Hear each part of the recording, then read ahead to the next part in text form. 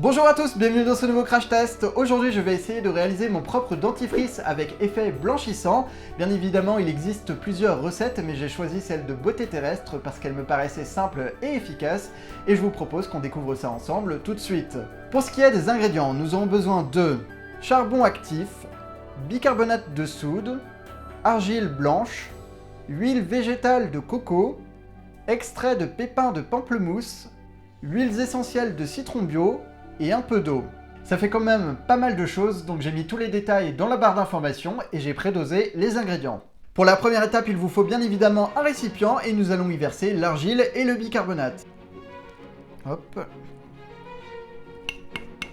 Et il ne reste plus qu'à mélanger. N'hésitez pas à prendre votre temps puisque tout doit être bien incorporé. Bon, honnêtement, là ça me semble vraiment pas mal. À présent, je vais rajouter progressivement un tout petit peu d'eau. Et on mélange doucement. Voilà, je sais pas si ça va marcher. C'est censé bien évidemment faire une sorte de pâte. Je vous dis ça, mais vous savez très bien ce que c'est du dentifrice. Je ne vais pas vous l'apprendre. Pour l'instant, ça ne donne absolument pas envie. En tout cas, la texture me semble plutôt intéressante. À présent, je dois rajouter de l'huile de coco, mais je ne sais pas si je dois la faire fondre avant. C'est plutôt gênant. Dans la recette, il n'en parle pas, donc je vais mettre ça directement. C'est parti. Ah, ça reste bloqué, c'est bon.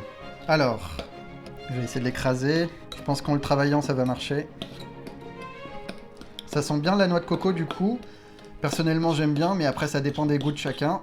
Et comme vous l'aurez remarqué, il n'y a que des produits non toxiques. Maintenant, je vais rajouter mon charbon. Et pareil, il faut l'incorporer au mélange, et là du coup, il est en train de changer de couleur pour devenir un peu plus grisâtre. Je pense que c'est la recette la plus simple que j'ai eu à réaliser jusqu'à présent, mais est-ce que ça va marcher? C'est ce que nous allons voir. On voit tout de suite la différence. Je vais quand même mettre ça dans ma bouche. Mais bon, je suis pas inquiet, ça a l'air vraiment safe. Ok, ça me semble pas mal, on avance bien. On va passer au citron, donc il faut 14 gouttes. Oula, non mais ça descend trop vite. Parfait. Et on termine par l'extrait de pépins de pamplemousse qui a des propriétés antibactériennes.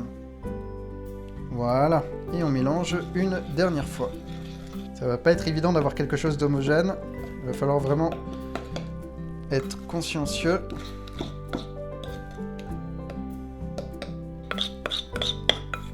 Au moins, là, je suis sûr que tout sera bien incorporé. C'est ma passion, ce truc, je vous le jure.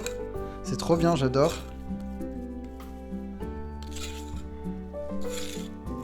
La mixture est fin prête, il ne reste plus qu'à la mettre dans un récipient hermétique et qu'on a bien évidemment bien nettoyé auparavant. Donc de plus près, ça donne ça. Personnellement, je sais pas trop quoi en penser à l'heure actuelle. On verra bien lors du test. Niveau quantité, j'aurais peut-être dû en faire un peu plus. On va bien racler les bords. Il ne me reste plus qu'à l'essayer. Pour cela, je vais bien évidemment me brosser les dents. J'ai tout ce qu'il me faut et je sens que ça va être une séquence mémorable. Donc déjà, comment prendre ça? Oh là là, on va pas en prendre 10 000 tonnes non plus, hein. Ok, bon. Voici ce que ça donne. C'est très bizarre. Bon bah c'est parti. Ok.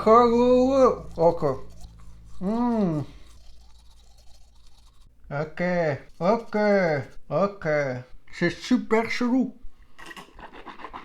J'ai encore le goût dans la bouche. Eh bien écoutez, je vous propose qu'on passe au bilan. C'est l'heure du bilan, je ne l'ai utilisé qu'une fois, donc je ne peux que vous faire une première impression, mais en tout cas, elle est positive. Au niveau de la laine, c'est plutôt bien, il n'y a pas de saveur menthe ou quoi que ce soit, mais ça ne pue pas, c'est plutôt neutre, comme ce qui était écrit dans l'article. Il y a un arrière-goût de pamplemousse citron, je ne sais pas si je l'aime ou si je le déteste, je suis un peu mitigé par rapport à ça, mais en tout cas, au niveau de la blancheur, je ne sais pas si c'est psychologique, mais j'ai l'impression que ça marche.